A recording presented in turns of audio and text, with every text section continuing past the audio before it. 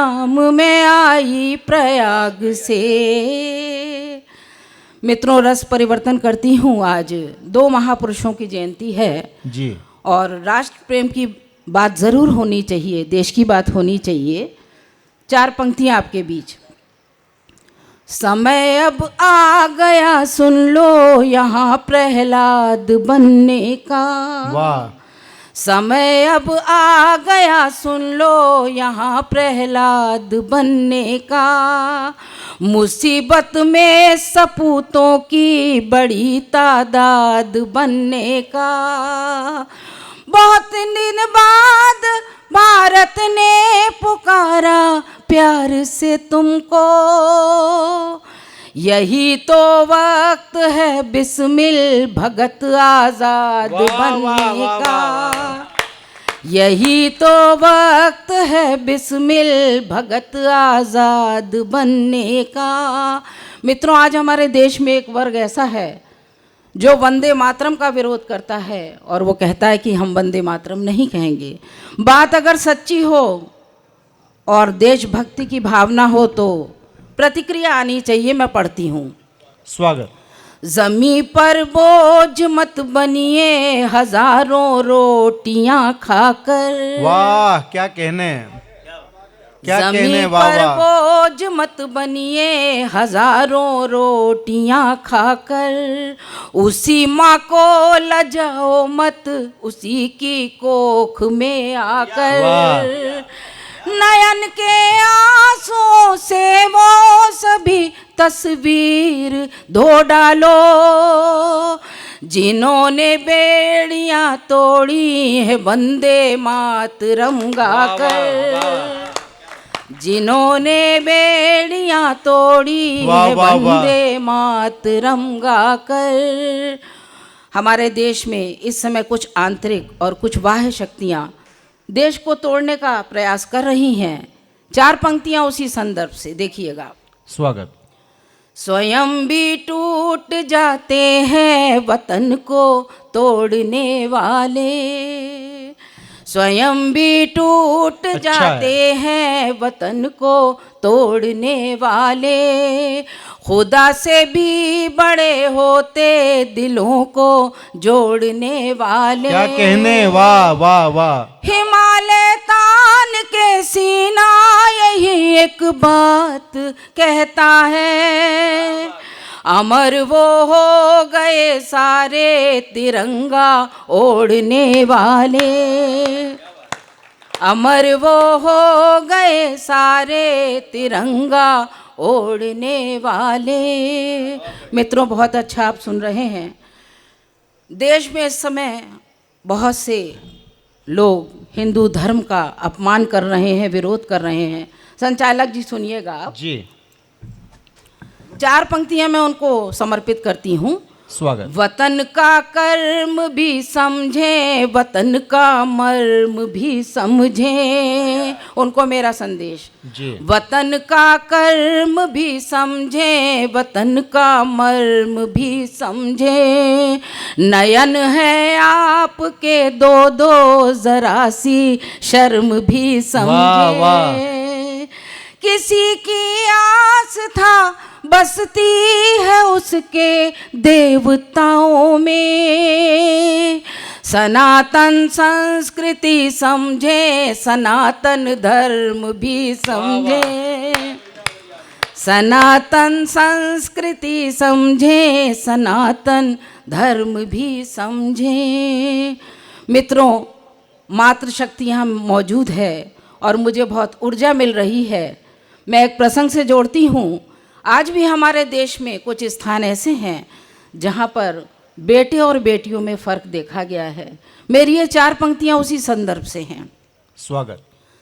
अब आन बान शान से आती हैं बेटियाँ। वाह। अब आन बान शान से आती हैं बेटियाँ।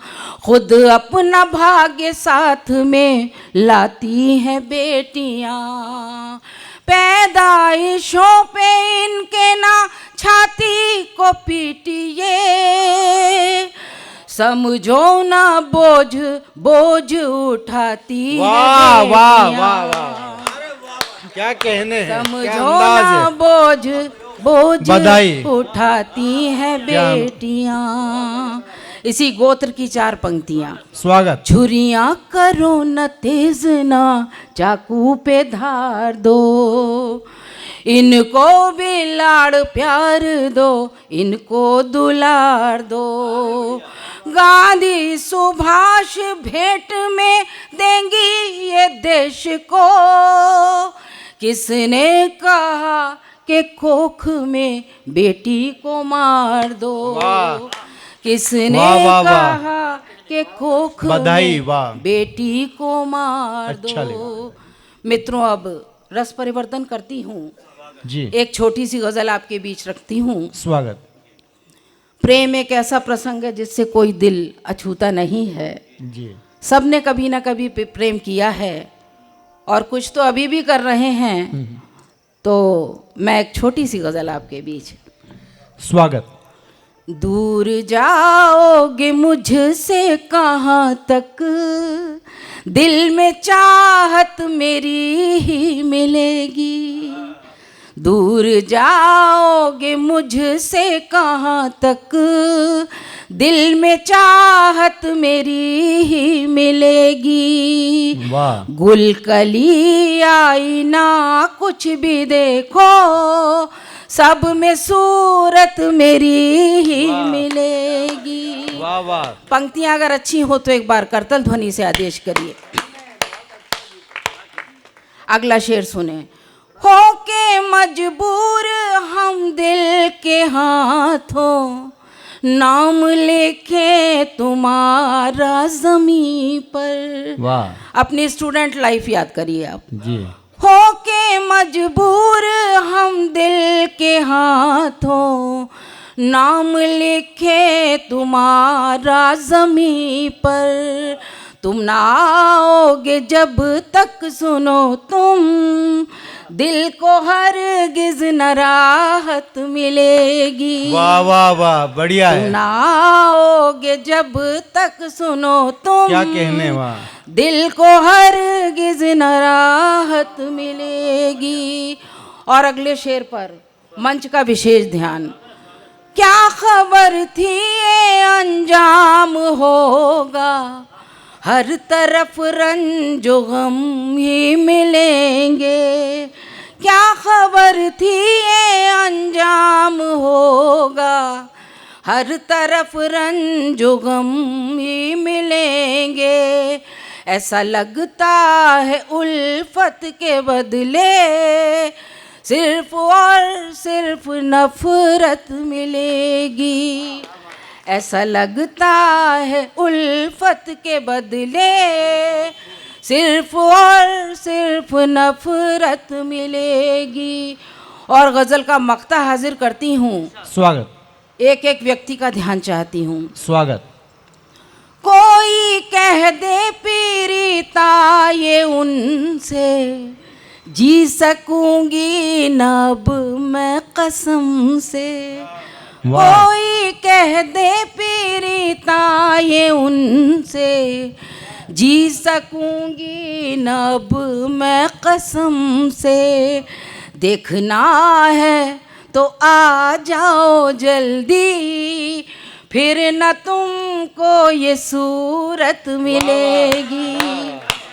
देखना है तो अच्छा आ जाओ जल्दी, वाह। फिर न तुमको ये सूरत मिलेगी। एक बार आपकी तालियां। और मैं एक छोटा सा गीत आपके बीच रखना चाहती हूँ। स्वागत है। सिर्फ 2-3 बंद मैं पढ़ूंगी। जी, इस गीत का आपको संदर्भ बताना चाहती हूँ। इसमें एक नारी की व्यथा है जिसका बचपन तो गांव में बीता है, लेकिन विवाह के बाद वो एक महानगरी में आ जाती है और फिर उसका मायके जाना नहीं होता। वो अपने ग्रामीण जीवन की जो उसने बचपन में बिताए हैं तुलना इस भाग दौड़ के शहरी जीवन से कर रही है। और आप देखिए वो क्या क्या प्रसंग याद कर रही है। क्या विषय ये, वाह वाह। मनवा शहर में अब ना लागे, मोह को ले चल रे सांवरिया। मनवा शहर में अब ना लागे, मोकुले चल रे सांवरिया, मोकुले चल रे सांवरिया, मोहे याद आए झोपड़िया, मनवा शहर में वाह। अब ना लागे, क्या चित्रण है, वाह। मोकुले चल रे वाह। सांवरिया। और देखें वो याद कर रही है, याद आ रही पीपल बरगद की वो छैया न्यारी, याद आ रही पीपल बरगद की वो छैया न्यारी, याद आ रही गेहूं सरसों की वो फूली क्यारी, दूर दूर तक कहीं न दिखे अमल तास पाखुरिया, मोकोले चल रे सांवरिया, मनवा शहर में अब ना लागे, मोकुले वाह, चल वाह। रे सांवरिया। वाह। और अब सच्ची पंक्तियां, सीधे सादे लोग वहाँ के सीधी सादी बोली, सीधे सादे लोग वहाँ के सीधी सादी बोली, ऊपर का तन अंदर का मन दोनों प्रेम रंगोली, वाह। यहाँ चालबाजी धोखे सब करते ताता थैया, मोकोले चल रे सांवरिया, मनवा शहर में अब ना लागे, मोकोले चल रे सांवरिया। और अगली पंक्तियां देखें, यहाँ दिखावे की दुनिया में गुजर नहीं होवेगी, यहाँ दिखावे की दुनिया में गुजर नहीं होवेगी, नकली जीवन को जीने से बसर नहीं होवेगी, मर जाऊंगी तड़प तड़प ज्यों जल बिन कोई मछरिया, मुकुले चल रे सांवरिया, मनवा शहर में अब ना लागे, मुकुले चल रे सांवरिया। बहुत बहुत धन्यवाद। जोरदार तालियां आदरणीय दीदी के लिए। आदरणीय सतीश भाई साहब हमारे बीच में उपस्थित हो रहे हैं और वो दीदी का अभिनंदन कर रहे हैं। इन दोनों के लिए आपकी तालियां होना चाहिए, बहुत आभार। क्योंकि सतीश भाई साहब ने एक एक कवि को यहाँ पर जो आमंत्रित किया, निश्चित रूप से हम उनके चयन को प्रणाम करते हैं। और दीदी ने विपरीत परिस्थिति में काव्य पाठ किया। जब उनका नंबर आया तब काफ़ी कम श्रोता यहाँ पर बैठे हुए हैं। हालांकि ये बात है कि सभी मन से यहाँ पर बैठे हुए हैं, जुड़े हुए हैं और पूरी तन्मयता के साथ इस कवि सम्मेलन को सुन रहे हैं। आइए दीदी के लिए हम एक बार तालियां बजा दें और इस कवि सम्मेलन को पूर्णता प्रदान करेंगे श्रेष्ठ व्यंग्यकार जो सिलीगुड़ी से आए हैं। मुझे लगता है सर्वाधिक दूरी तय करके आप ही हमारे बीच में उपस्थित हुए हैं। डॉक्टर करण सिंह जैन साहब जो सिलीगुड़ी में निवास करते हैं और हमारे बीच में उपस्थित हुए हैं। मैं उन्हें 4 पंक्तियों के साथ में काव्य पाठ करने के लिए आमंत्रित कर रहा हूँ कि हमारे दोस्तों में कोई दुश्मन हो भी सकता है, ये अंग्रेजी दवाएं हैं, रिएक्शन हो भी सकता है, और मेरे बच्चों कहाँ तक बाप के कंधे पे बैठोगे, किसी दिन फेल इस गाड़ी का इंजन हो भी सकता है। आपकी तालियां आदरणीय भाई साहब के लिए। बहुत बढ़िया संचालन कर रहे हैं गाइड साहब। मेरे ख्याल से इंदौर को और उज्जैन को यही गाइड करते होंगे। सर्वप्रथम मैं दूलीचंद जी सिकरवार को नमन करता हूं।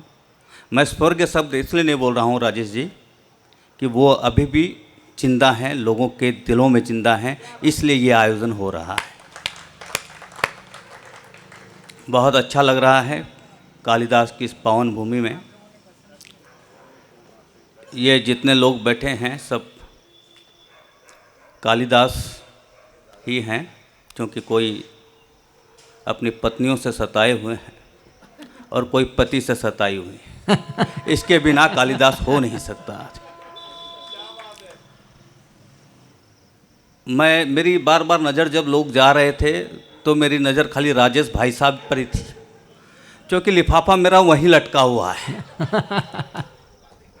मुझे और कोई चिंता नहीं थी। प्रणाम भाई साहब, राजेश जी ने बहुत सुंदर ये आयोजन किया है, प्रणाम करता हूँ। इस पवित्र पावन मिट्टी को मैं प्रणाम करता हूँ, उज्जैन की इस तीर्थ को प्रणाम करता हूँ।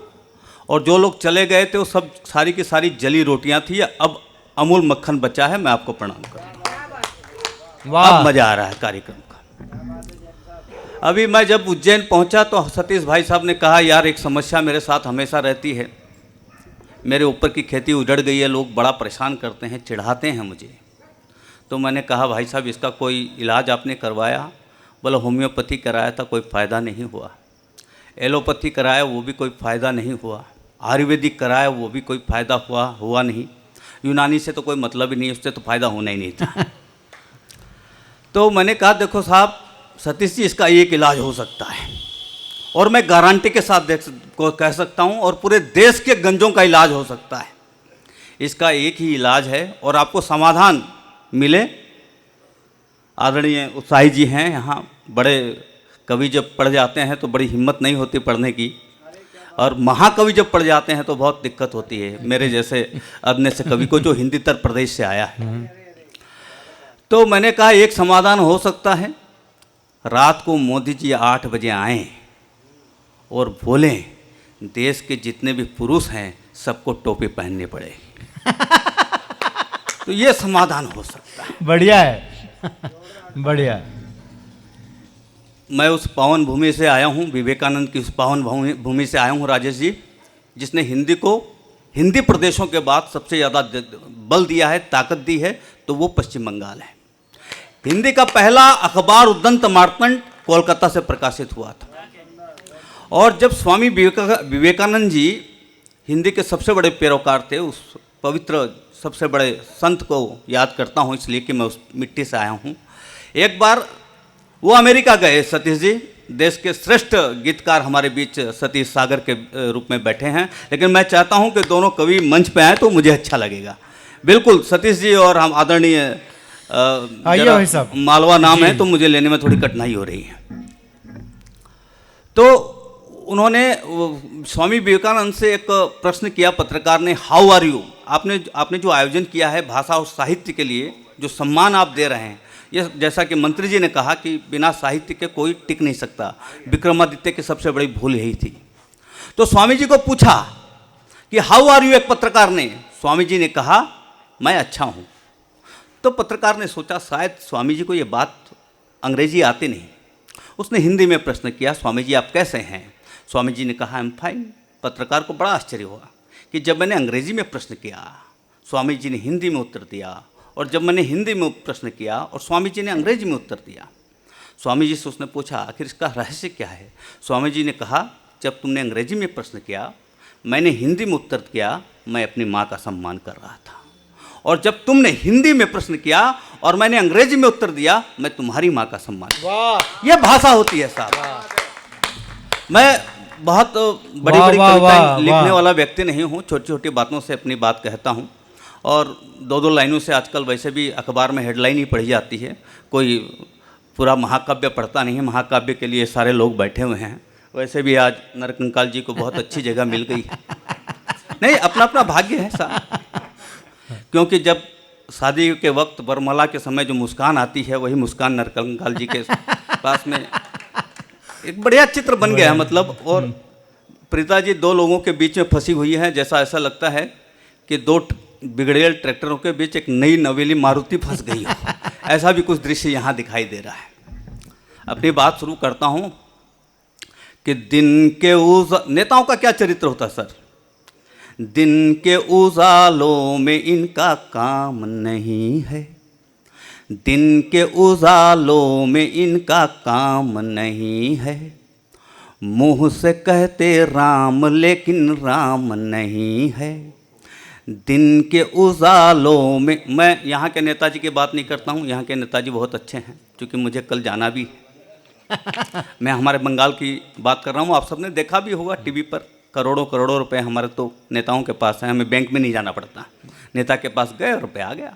कि दिन के उजालों में इनका काम नहीं है, मुँह से कहते राम लेकिन राम नहीं है, भाषण से बनाते हैं जनता को बेवकूफ, ये नेताजी घनश्याम नहीं है, ये नेताजी घनश्याम नहीं है। कि दिन के उस नेता का वास्तव में चरित्र क्या होता है? जब वो वोट के लिए आता है तो 5 वर्ष बाद बिजली करवा दूंगा, पानी की व्यवस्था हो जाएगी, सड़क हो जाएगी, ये सारे वादे उस 5 साल में जब वो आता तो कर देता है। कि दिन को कहें रात तो हम रात कहेंगे, दिन को कहें रात तो हम रात कहेंगे, धूप को भी बड़ी बरसात कहेंगे। 5 साल बाद आए हैं नेताजी, आप कहेंगे वही वो बात कहेंगे, आप कहेंगे वही जो बात कहेंगे। अभी आपने देखा बिहार में जो स्थितियां हुई कि नेता का हाल देख कर गिरगिट शर्मा गई, नेता का हाल देख कर गिरगिट शर्मा गई, सोच सोच के भविष्य वो गरमा गई, सोच सोच के भविष्य वो गरमा गई। नीतीश ने मारी पलटी जब 8 बार तो आत्महत्या करने की मजबूरी आ गई, आत्महत्या करने की मजबूरी आ गई। एक बार एक नेता को कृषि मंत्री बनाया गया, एक बार एक नेता को कृषि मंत्री बनाया गया और उसने प्रधानमंत्री से कहा, प्रधानमंत्री जी अभी अखबार में मत दीजिएगा, टेलीकास्ट मत कीजिएगा, मैं देश के खेत खलिहान के बारे में जानना चाहता हूँ, देश के किसानों की क्या स्थिति है उसके बारे में जानना चाहता हूँ। तो एक वो नेता पहुँच गया, कृषि नेता बनकर एक बड़े खेत खलिहान के पास। तो उसने जोर से चिल्लाया, बोला भाई ये चने के खेत किसके हैं? बेचारा किसान दौड़ कर आया, चरणों में गिर गया, बोला सर धन्य हो, देश का पहला कोई कृषि मंत्री इस खेत पर आया है, खलिहान की स्थिति को जानने आया है। बोला तुझे कैसे पता कि मैं ही इस देश का कृषि मंत्री हूँ? बोला सर जब गन्ने के खेत को आपने चने का खेत बता दिया तो मैं समझ गया आप ही इस देश के कृषि मंत्री हो सकते हो। वहीं से राजेश जी एक चित्र खींचा है और आप तक बात पहुँचाना चाहता हूँ कि किसी ने नेताजी से पूछा, किसी ने नेताजी से पूछा भारत ओलंपिक में नंबर 1 कब आएगा? किसी ने नेताजी से पूछा भारत ओलंपिक में नंबर 1 कब आएगा? नेताजी बोले नालायक, पहले हमारे राष्ट्रीय खेल भ्रष्टाचार को तो ओलंपिक में क्वालिफाई कर। वाह, पहले अच्छा हमारे राष्ट्रीय खेल भ्रष्टाचार को तो ओलंपिक में क्वालिफाई कराओ। मैं दावे के साथ कहता हूँ, पूरे दावे के साथ कहता हूँ, मैं दावे के साथ कहता हूँ, पूरे दावे के साथ कहता हूँ कि ये बिना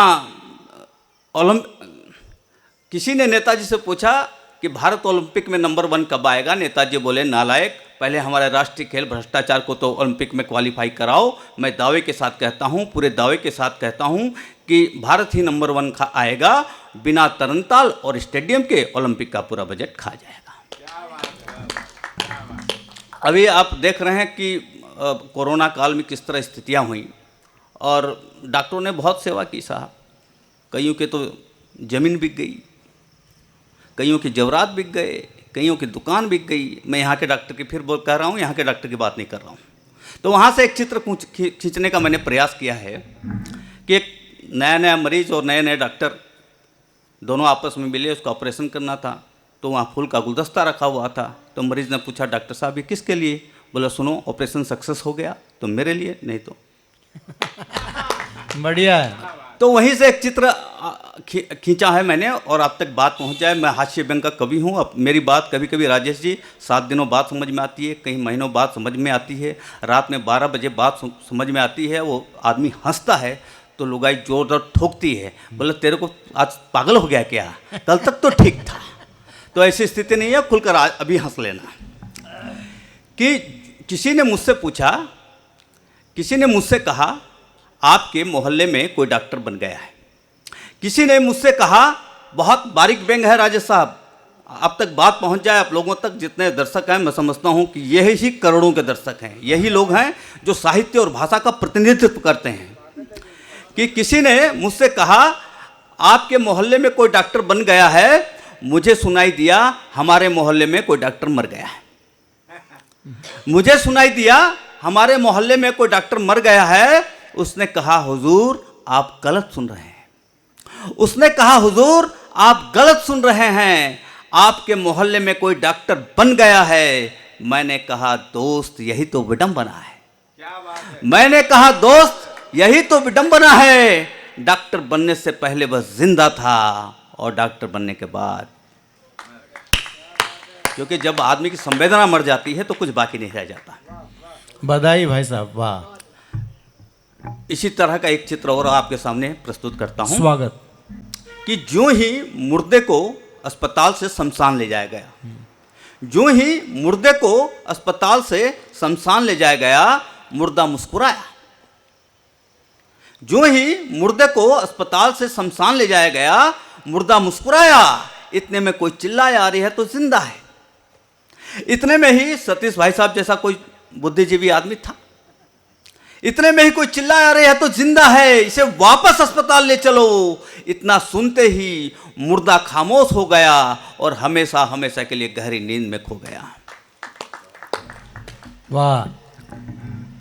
शिक्षा व्यवस्था की हमारे देश में क्या हाल है, उस पर एक चित्र आप तक पहुंचाना चाहता हूं। स्वागत। कि अभी बिहार में चुनाव मतलब सत्ता बदली और सारे पढ़े लिखे लोग आए। एक तो शिक्षा मंत्री है, वरना आप नाम समझ जाएंगे, मैं नाम नहीं बोलना चाहता, विजय चौधरी है उनका नाम, क्योंकि आप समझ जाएंगे इसलिए मैं बोलना चाहता हूँ। 9वीं में 3 बार मतलब क्लास में रहे हैं, फेल नहीं हुए, क्लास में रहे हैं। ज़्यादा पढ़ते हैं ना आप लोग, तो एक क्लास में 1 बार पढ़ते होंगे, वो 3 बार पढ़े। और अच्छा, जिस दिन उसने शपथ ली सतीश भैया, उस दिन मेरे बेटे ने स्कूल जाना छोड़ दिया। मैंने कहा यार कमाल का आदमी तू, स्कूल जाना, उससे शिक्षा मंत्री से तेरा क्या ताल्लुकात है? और वैसे मैं एक पत्रकार होने के नाते IAS IPSों से मेरा एक संबंध है, तो बचपन में उसकी इच्छा होती थी कि मैं भी IAS बनूं, IPS बनूं। तो वहाँ से एक चित्र मैंने खींचने का प्रयास किया है सर, आप तक अपनी बात पहुँचाना चाहता हूँ। कि मेरे बेटे ने जो ही स्कूल जाना छोड़ दिया, मैंने पूछा बेटा तूने स्कूल जाना क्यों छोड़ दिया? मैंने पूछा बेटा तू स्कूल जाना क्यों छोड़ दिया? क्या तुझे IAS IPS नहीं बनना क्या तुझे IAS IPS नहीं बनना क्या? बेटे ने कहा पापा आप खाली पीली टेंशन करते हो, बेकार में टेंशन में मरते हो। अरे इन IAS IPS को मैं पढ़ाऊंगा, बिना पढ़े ही शिक्षा मंत्री का दर्जा पाऊंगा। बढ़िया। एक और चित्र शिक्षा से आपको देता हूं कि बिहार में उस सब्जेक्ट में स्टूडेंट टॉप हो जाता जिस सब्जेक्ट का नाम भी नहीं जाता। ये अपना बिहार है, बिहार की महिमा निराली है। उसके बाद मैं उसकी बिहार की भाषा पे आऊँगा कि रोज इन्वेंशन जो भाषा हो रही है उस पर भी आऊँगा। तो हमेशा टॉप आने वाले छात्र ने जो ही बिहार के परीक्षा परिणामों को देखा, प्रीता जी, हमेशा टॉप आने वाले छात्र ने जो ही बिहार के परीक्षा परिणामों को देखा, उसने हेडमास्टर को एक अर्जी लगाई, सर कुछ भी कीजिए हमें टॉप मत कीजिए, हमें टॉप मत कीजिए। अच्छा, बिहार की अपनी हिंदी है सर, यहाँ की अपनी हिंदी है। मुंबईया की जाएगा गिरेगा, दायां जाएगा खंबा गिरेगा, ऐसा मुंबईया। हमारे बिहार की भी अपनी एक हिंदी, जिस सीमावर्ती क्षेत्र में मैं रहता हूँ वो बिल्कुल बिहार है, और उसकी एक भाषा की झलक आप तक पहुँचाना चाहता हूँ। उसके बाद कुछ काम की बात भी अपन कर लेंगे। अच्छा, बिहार के लोग क्या समझते हैं कि जो अंग्रेजी है वो तो हम लोगों से हमने उधार दे रखी है। एक भोजपुरी संत अपने समागम में बता रहे थे कि बिहार जो इंग्लिश है कौन चीज़ है, ये लोग आरा से ये लिया है, बलिया से बी लिया है, छपरा से सी लिया है, दरभंगा से डी लिया है। बढ़िया है। तब जाकर ई से इंग्लैंड लिया है। वहाँ आपको कुली भी बोलेगा कि इंदौर जो ट्रेन है ना भाया क्यूल होकर पटना पहुँचेगी, इसका अराइवल 3:30 है, डिपार्चर 4:40 है। अच्छा, किसी बुक स्टॉल पे जाइएगा, ये बुकवा का कास्ट कितना है जी? आजकल बुक और मैगजीन का कास्ट बड़ा हाई हो गया। ए जी, राइटर कौन है जी इसका? हम आपको फ्रेश नोट दिए थे, आप हमको ओल्ड फटा हुआ नोट क्यों दे रहे जी? अच्छा, किसी रेलवे स्टेशन पे जाइएगा तो नज़ारा देखिएगा, ए भाई साहब क्यों पर नहीं रह सकते क्या? हमको भी अर्जेंट जाना है, आप क्यों पर जंप कीजिएगा, हम आप पर जंप कर जाएंगे। अच्छा, स्टूडेंट का एक नज़ारा देखिएगा, इम्तहान में क्या होता है, सारा साल तो स्टडी करते नहीं हो, एग्जाम आता तो नर्भसा जाते हो। अब पढ़ेगा लिखेगा नहीं तो नर्भसाई भी करेगा, बाद में एग्जामिनरवा के घर पर चक्कर लगाई करेगा। यह हमारे अपने बिहार की भाषा है, रोज इन्वेंशन हो रहा है। भारत सरकार सोच रही है कि किस किस भाषा को हम संविधान में मान्यता दें, इसलिए भारत सरकार भी परेशान है। ऐसे ही हमारे एक मित्र हैं, तो उसने अपने मित्र के लड़के को पूछ लिया, अरे हम कल तुमको पिताजी के साथ देखे थे। नहीं सर, आपको गलत फैमिली हो गया है। हम ऑनियन बैंक में गए थे, वहाँ पर सर चेक फैकल्टी नहीं है, इसलिए हम अपना जो खाता है ना सर, एग्जिट बैंक में खुलवा रहे हैं। तो तुम्हारे पिताजी की क्या खबर है? सर बहुत अच्छी खबर है, लेकिन वो हमारे चाचा के 25th यूनिवर्सिटी में गए थे ना, तो उनको फुट पोजीशन हो गया है। हाँ, डॉक्टर साहब बोल रहे हैं उनका कोल्ड स्टोर बढ़ गया है, उनका शुगर लेवल भी सर ठीक नहीं है। ये अब नई भाषा का इन्वेंशन हो रहा है सर। तो तुमने हमको जानकारी नहीं दी। सर मैंने आपको जानकारी तो दी थी, व्हाट्सएप पर आपको मैसेज को भेजा तो था। तो ये भाषा की विसंगतियां हैं सर, भाषा बन जाती है। अब कुछ बात काम की कर लें कि माँ बाप क्या होते हैं।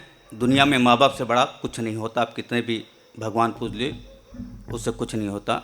जैसा कि आप राजेश जी को नमन करता हूँ कि बहुत अच्छा काम आप कर रहे हैं कि पूजा करो अर्चना करो कोई मायने नहीं है, पूजा करो अर्चना करो कोई मायने नहीं है, नित्य नए भजन करो कोई मायने नहीं है। माँ बाप की पूजा अगर करते नहीं हो तुम, कितने ही बूथ पूजो कोई मायने नहीं है। वाह वाह वाह वाह वाह। मैं सर उस अभाव से आता हूँ जब पिताजी बहुत मेहनत किया करते थे, और किस तरह एक पिता होता है और एक पिता क्या नहीं करता है। माँ की बात तो हम अक्सर करते हैं, माँ तो एक, माँ के बिना तो कुछ नहीं हो सकता, लेकिन पिता की भी एक बड़ी भूमिका होती है। पिता क्या होता है, 4 लाइनों में आपको समर्पित करता हूँ। आदरणीय दुली सिंह जी सिकरवार और उनके सुपुत्र यशस्वी पुत्र राजेश जी, यहाँ श्याम जी और राजेश जी दोनों उपस्थित हैं। दोनों को प्रणाम करते हुए कि उम्र से पहले जो बूढ़ा हो गया वह कौन है, उम्र से पहले जो बूढ़ा हो गया वह कौन है, धूप गर्मी और बारिश में जो गला वो कौन है, हर बला को सह लिया बच्चों की खुशियों के लिए, वह पिता है जो पसीना पी गया पर मौन है। ये पिता होता है सर। कि आपके पिता ने कितने कष्ट किए होंगे जो आज आप अच्छा भाई साहब समारोह जो है देख रहे हैं, और सारे लोग दूर दूर से हिंदुस्तान से लोग आए हैं। तो सतीश भाई साहब अभिनंदन कर रहे हैं हमारे आदरणीय जैन साहब का। जय हो जय हो जय हो। पिता क्या होता है कि पिताजी, मेरे पिताजी अभाव में घर यूं चलाते थे। श्याम जी, मेरे पिताजी अभाव में घर यूं चलाते थे। प्याज महंगा होता तो उसकी बदबू बताते थे, प्याज सस्ता होता तो उसके गुण गिनाते थे। मेरे पिताजी अभाव में घर यूं वाह वाह वाह, क्या कहने भाई साहब। एक बस अंतिम कविता, चूँकि समय काफ़ी हो चुका है, और ये मैं आप लोगों को बधाई इसलिए देना चाहता हूँ कि हमारे यहाँ बंगाल में यदि 1-1.5 बजे तक इस तरह चल रहा होता तो कई लोग कुर्सी पे नहीं पाए जाते, कई लोग सलाखों के पीछे होते हैं। ये आपके शासन की बहुत बड़ी खास बात है कि आज अभी तक 1:30-2 बजे तक का यहाँ कार्यक्रम चल रहा है, और मैं ज़िंदगी में पहली बार रात को 2 बजे कार्यक्रम पढ़ रहा हूँ। ये मेरे लिए भी इतिहास होगा। बस एक माँ पर अपनी कविता सुनाकर आप सबसे विदा लेता हूँ। स्वागत, क्योंकि काफ़ी समय हो चुका है। स्वागत। कि सारी फरमाइशें, एक शेर उधार लेता हूँ उसके बाद अपनी कविता सुनाता हूँ। कि सारी फरमाइशें पूरी हो सकती है, कि सारी फरमाइशें पत्नी की पूरी हो सकती है, पर बूढ़ी माँ का टूटा हुआ चश्मा नहीं बनवा सकते। कि सारी फरमाइशें पत्नी की पूरी हो सकती है, पर बूढ़ी माँ का टूटा हुआ चश्मा नहीं बनवा सकते। माँ कहती है, बेटा मेरा चश्मा बनवा दिया होता तो मैं तेरे लिए शुभ मुहूर्त शुभ लगन देख सकती थी। मुझे कब दुनिया की फिक्र थी बेटा, मैं तो तेरी भोली सूरत देख सकती थी। वाह वाह। तो यहीं से एक चित्र खींचता हूँ कि अपने हिस्से की भी रोटी माँ खिला देती थी मुझे, अपने हिस्से की भी रोटी माँ खिला देती थी मुझे। भूखे रहकर भी माँ मुस्कुरा देती थी। वहाँ से एक चित्र उस जमाने का खींचना चाहता हूँ जिस जमाने में लकड़ी के चूल्हे हुआ करते थे। इसमें मेरे ख्याल से अधिकतर मेरी पीढ़ी के लोग हैं, तभी यहाँ मंच पर मौजूद हैं और आप दर्शक दीर्घा में हैं, क्योंकि आपको साहित्य का आनंद पता है, साहित्य क्या होता है, भाषा क्या होता है। वहाँ पर एक कविता, अंतिम कविता आप सबको समर्पित करता हूँ। स्वागत। कि लकड़ी के चूल्हे पे कितनी कितनी रोटियाँ पक जाती थी। आदरणीय भाई साहब, ध्यान है तो? हाँ, चश्मा आपका अच्छा है, पावर बराबर है, ये लग रहा है मुझे।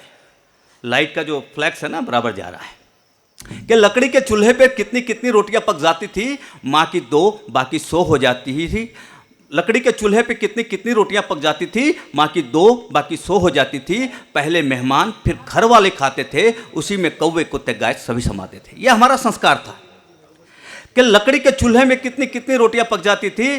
पहले लकड़ी के चूल्हे में कितनी कितनी कितनी रोटियां पक जाती थी, माँ की 2 बाकी 100 हो जाती थी। पहले मेहमान फिर घर वाले खाते थे, उसी में कौवे कुत्ते गाय सभी समाते थे। सबका अपना अधिकार था, ये सोच सभी चले आते थे। सबका अपना अधिकार था, ये सोच सभी चले आते थे। गाय आंगन तक, कुत्ता दरवाजे तक, कौवा छज्जे से अपनी मांग रखता था। माँ को भी यह सब खूब भाता था, माँ को भी यह सब खूब भाता था। अभाव में कितनी कितनी बरकत हो जाती थी, पर दूसरों तक यह आँच कभी नहीं जाती थी। अभाव में कितनी कितनी बरकत हो जाती थी, पर दूसरों तक यह आँच कभी न जाती थी। सुबह से ही कड़ी श्रम में लग जाती थी, पूरे मोहल्ले का आदर भाव पाती थी, सभी के मंगोड़ी पापड़ में हाथ बंटाती थी और पूरे मोहल्ले का आदर भाव पाती थी। सुबह से ही कड़ी श्रम में लग जाती थी, पूरे मोहल्ले का आदर भाव पाती थी, सभी के मंगोड़ी पापड़ में हाथ बंटाती थी और पूरे मोहल्ले का आदर भाव पाती थी। एक कमरे में 8 बच्चों को सुलाती थी, एक कमरे में 8 बच्चों को सुलाती थी, पर लोरी सबको उनकी बारी से ही सुनाती थी। एक कमरे में 8 बच्चों को सुलाती थी। हम लोग 8 भाई बहन हैं राजेश जी, एकदम वही चित्र मैं प्रस्तुत कर रहा हूं जो मैंने देखा है। स्वागत भाई साहब। एक कमरे में 8 बच्चों को सुलाती थी, पर लोरी सबको उनकी बारी से सुनाती थी। इस क्रम में पूरी रात माँ सो नहीं पाती थी, फिर भी सुबह तरोताजा नजर आती थी, फिर भी सुबह तरोताजा नजर आती थी। धन्यवाद।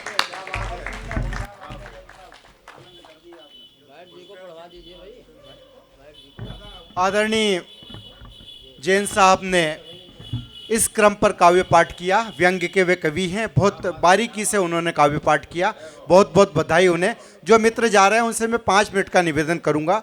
राम सिकरवार जी, श्याम सिकरवार जी, राजेश सिकरवार जी और पूरे सिकरवार परिवार के साथ संरक्षक राजेश कुशवाहा साहब हमारे जो बैठे हुए, इन्होंने बड़ी मेहनत से इस प्रोग्राम को संजोया है। आइए एक बार पूरी ज़ोरदार ताली बजाकर उनका अभिवादन करें हम। और दूसरा हमारे साउंड वाले भाई साहब जो हैं, इन्होंने बहुत ही अच्छी व्यवस्था थी, उन्हीं के कारण हमारी आवाज़, हमारे स्वर, हमारी कविताएं आप तक पहुंच सकी। आइए इनका भी हम ताली बजाकर स्वागत करें।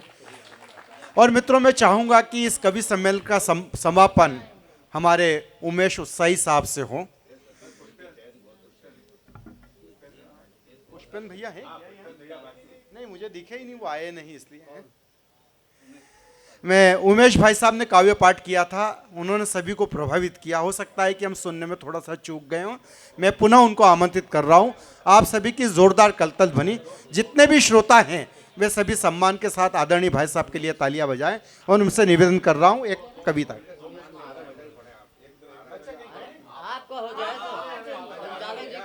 मैं क्षमा चाहूंगा, मुझे ध्यान नहीं रहा कि भाई साहब 2 मिनट के लिए कहीं गए हैं। जी आप पढ़ दीजिए। नहीं, बहुत मैं चाहूँगा कि आदरणीय सतीश भाई साहब ने आज अपना समय सभी को दिया।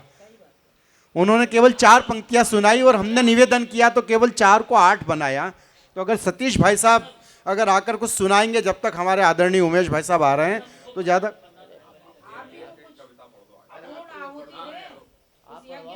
मैं चाहता हूँ एक बार गाइड जी अपनी पन्ना धाय वाली जो उनकी श्रेष्ठ रचना है,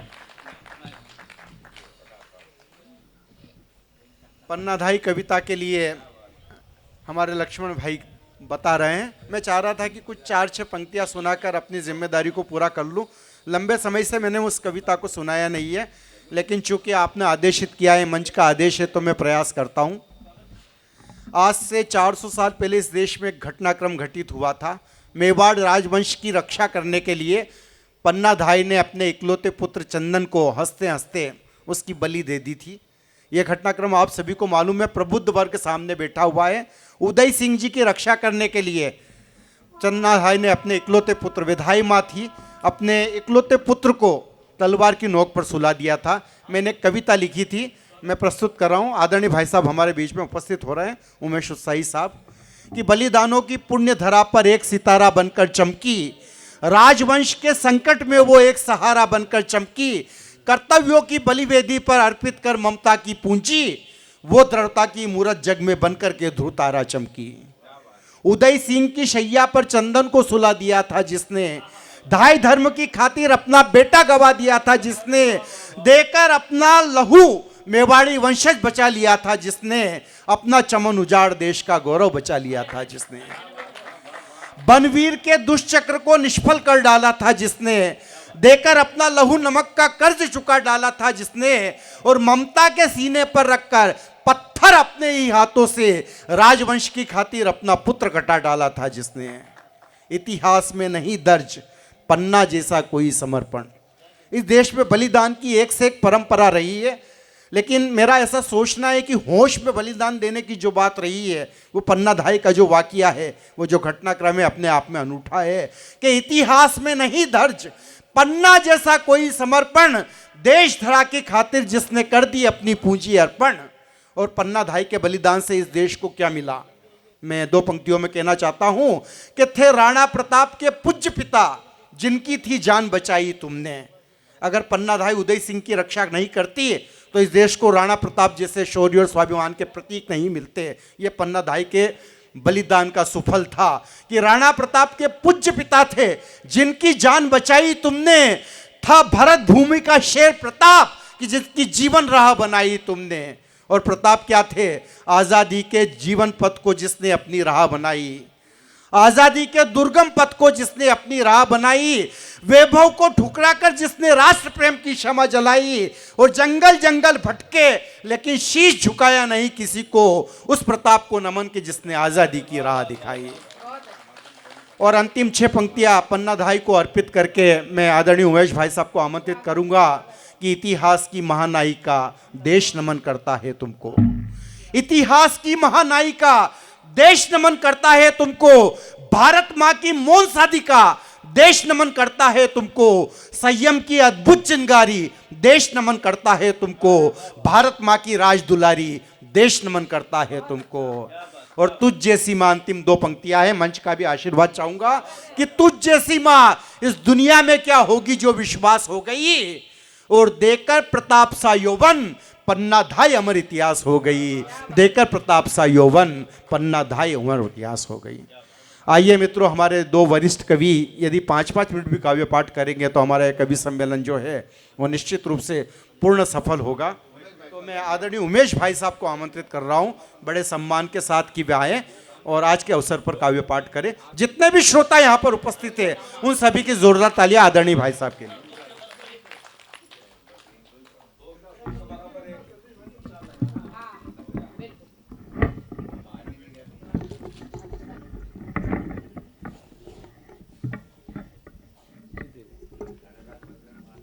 वैसे अब कोई आवश्यकता तो मैं नहीं समझता उचित, लेकिन अब आप लोगों की आज्ञा है तो मुझे आपके आदेश का पालन करना ही होगा।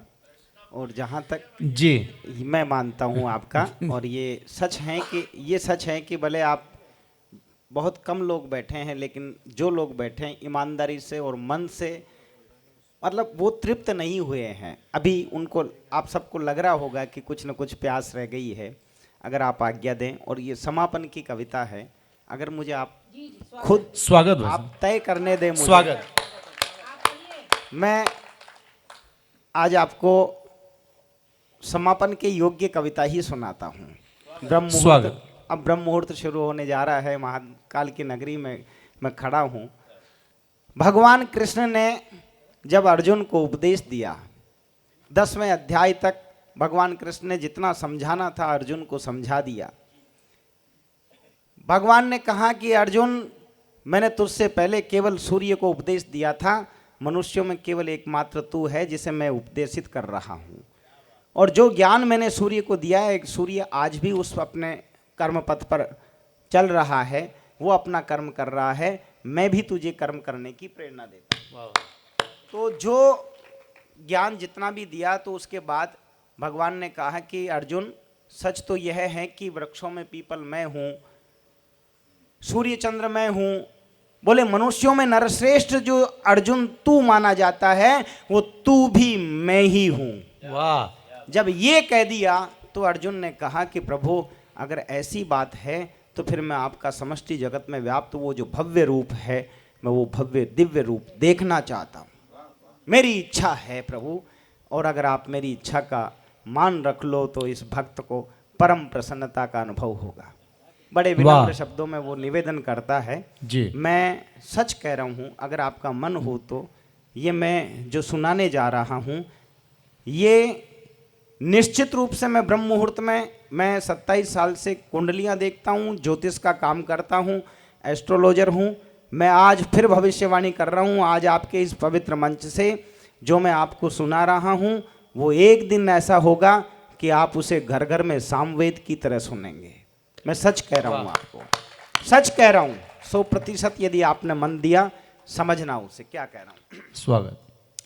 अर्जुन उवाच ओम नमः परमात्मने परम पुरुषोत्तमाय, कि मैं जो कुछ भी सुना रहा हूँ उस परमात्मा को प्रसन्न करने के लिए सुना रहा हूँ, और जो परमात्मा आप सब में आत्मा के अंश रूप में विराजमान है, वह सब मुझे आशीर्वाद दे कि मैं आगे और कुछ आपके लिए ऐसा ही कुछ लिख सकूं, राम कथा जैसा दिव्य ग्रंथ भी मैं पूरा कर सकूं। मैं आशीर्वाद की कामना से आपको सुना रहा हूं। स्वागत। अर्जुन उवाच, कि अर्जुन भगवान से कहता है कि आपकी कृपा से मेरा मोह नष्ट हो गया है। आपसे जो गूढ़ अध्यात्म ज्ञान लिया है, सविस्तार प्राणियों का प्रभव प्रलय सुना, अविनाशी आपका महात्म्य जान लिया है। हे परम प्रभु, आप अपने को जैसा कहते ठीक वैसा ही है, ऐसा मैंने मान लिया है। किंतु ज्ञान ऐश्वर्य शक्ति बल वीर्य तेज युक्त रूप देखना है मैंने ठान लिया है। प्रभु आपका परम ऐश्वर्य रूप देखूं, बार बार मन में यूं उठता विचार है। योगपति यदि मैं वो देखने के योग्य हूं, तो दर्शन कराइए अनंत उपकार है। तो श्री भगवान वाच, भगवान कहते हैं मैं आपको पूरा विराट रूप का दर्शन वैसा करवाऊंगा जैसा आपने टीवी में भी नहीं देखा होगा। सच कह रहा हूं आपको।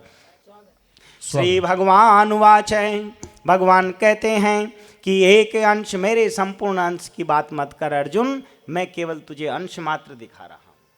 कि एक अंश में अनंत कोटि ब्रह्मांड व्याप्त देख ले विराट रूप, तू भी एक बार है। एक नहीं इसमें अनेक रूप देखे, ऐसे सैकड़ों सहस्र वर्ण आकृति प्रकार है। कि अर्जुन तू मुझ में क्या क्या देख, कि 12 आदित्य देख, अदिति के 12 पुत्रों को मुझ में देख, सूर्य को मुझ में देख, भगवान विष्णु को भी तू मुझ में देख। कि 12 आदित्य देख, देख 8 वसुओं को, अग्नि और पृथ्वी को मुझ में देख। कि 12 आदित्य देख, देख 8 वसुओं को, और देख 11 रुद्र अवतार को, हनुमान जी को भी मुझ में देख, 11 अवतार को मुझ में देख। कि 12 आदित्य देख, देख 8 वसुओं को, और देख 11 रुद्र अवतार को, और मुझ में 49 मरुद गणों को देख। हे भारत देख दोनों अश्विनी कुमार को, और भी विस्मयकारी, और भी कि और भी विस्मयकारी, और भी विस्मयकारी, कि और भी विस्मयकारी रूप जो न कभी देखे। देख एक अंश में संपूर्ण संसार को, जो भी देखना है सब कुछ देख गूढ़ाकेश, मुझसे तू प्रेरित है अपने उद्धार को। किंतु तू परम ऐश्वर्य योग सामर्थ्य को इन चर्म चक्षुओं से देख सकता नहीं।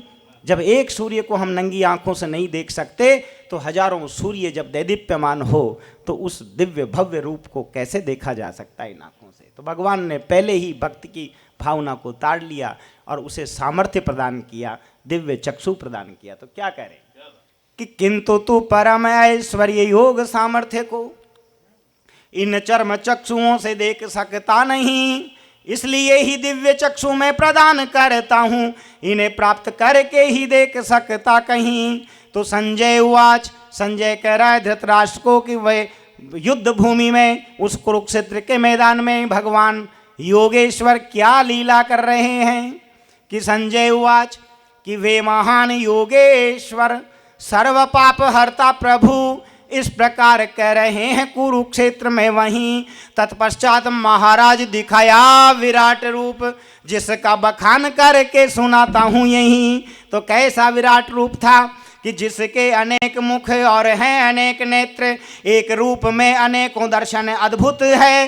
देह जिनकी अनेकों दिव्य भूषणों से युक्त, वे अनेकों दिव्य शस्त्रधारी अच्युत है। दिव्यमाल वस्त्रधारी, माला भी दिव्य, दिव्यमाल वस्त्रधारी, दिव्य गंध लेपित है, सीमा से रहित सर्व आश्चर्ययुत है। सर्वतोमुखी प्रभु ने यूं धरा विराट रूप, तत्क्षण अर्जुन के सामने प्रस्तुत है। तो कैसा विराट रूप था।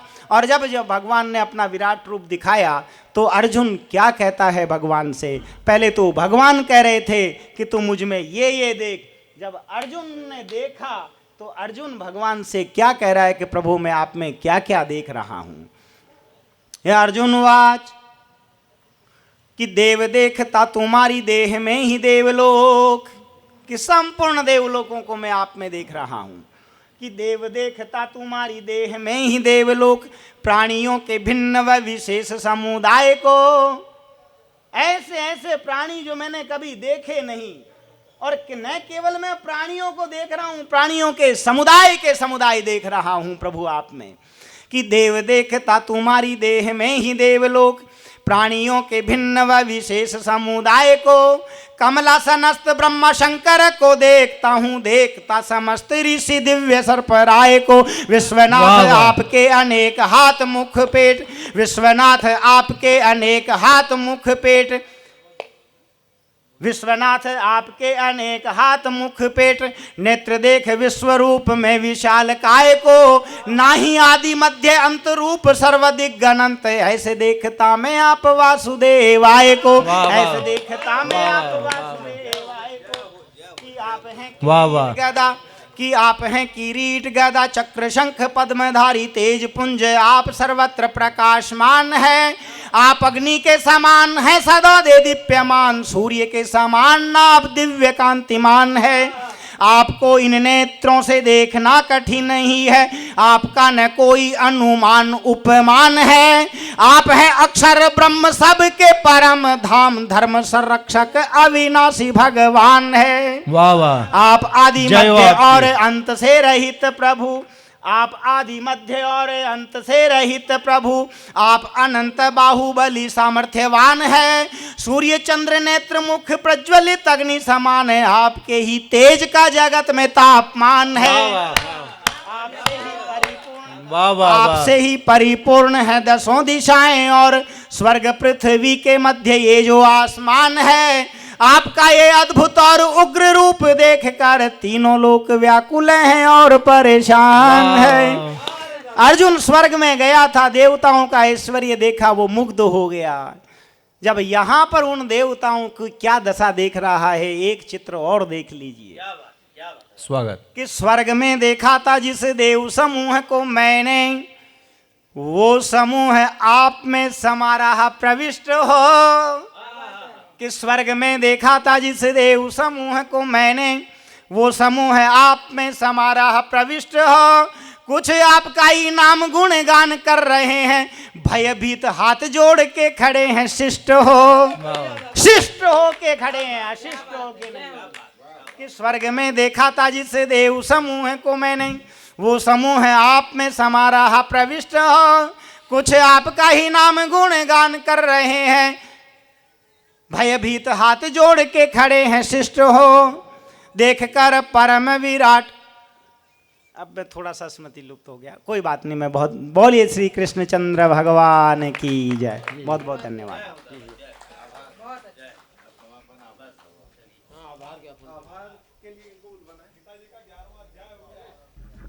आदरणीय भाई साहब ने काव्य पाठ करके इस कवि सम्मेलन को महत्वपूर्ण बनाया। एक बार उनके लिए सम्मान की तालियां।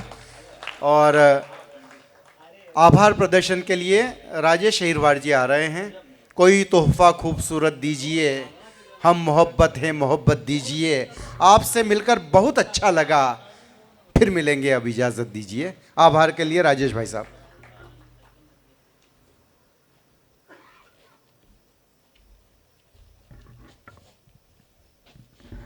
आदरणीय कविगण जो काफ़ी दूर दूर से पधारे और ऐसे श्रोतागण जिन्होंने इतना समय अभी दिया, उन सब के हम आभारी हैं।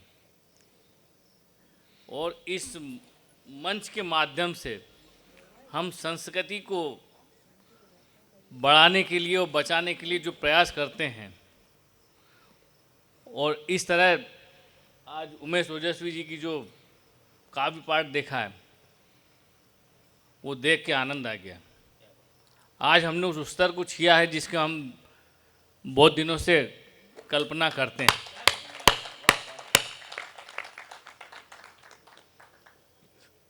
अगर हमारे राष्ट्र को बचाना है, उसको मजबूत बनाना है, तो संस्कृति को जिंदा रखना ही होगा। जय हो। ये हमारा छोटा सा प्रयास है। ऐसे ही संस्कृति संरक्षक कवियों को हम आगे बुलाते रहें और इस कार्यक्रम को ऊंचा करते रहें। मैं फिर से सबका आभार व्यक्त करता हूँ।